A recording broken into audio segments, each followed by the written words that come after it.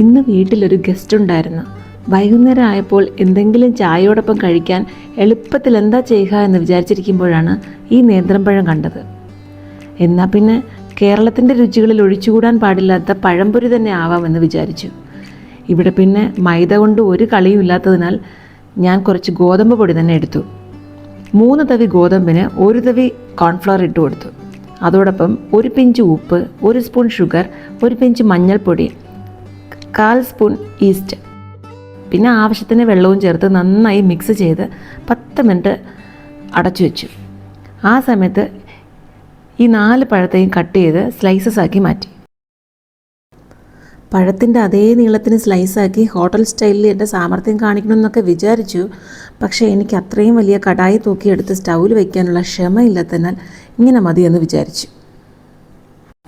പിന്നെ ഒട്ടും താമസിച്ചില്ല. കടായിൽ കുറച്ച് എണ്ണ ഒഴിച്ച് ഇവന്മാരെ മാവിൽ അങ്ങ് നന്നായി ഡിപ്പ് ചെയ്ത് തിളച്ച എണ്ണയിലോട്ട് അങ്ങ് ഇട്ട് കൊടുത്തു. തിരിച്ചും മറിച്ചും ഒക്കെ ഫ്രൈ ചെയ്ത് അങ്ങ് കോരിയെടുത്തു. ഗോതമ്പ് മാവേ ഇവനങ്ങനെ ഒട്ടും പിന്നിലല്ല. ഇതിൻ്റെ ടേസ്റ്റ് അറിയണമെങ്കിൽ ഇതുപോലെ ഒന്ന് ചെയ്ത് നോക്കണേ. പിന്നെ പഴംപൊരിക്ക് നിങ്ങൾ മൈദ എടുക്കില്ല.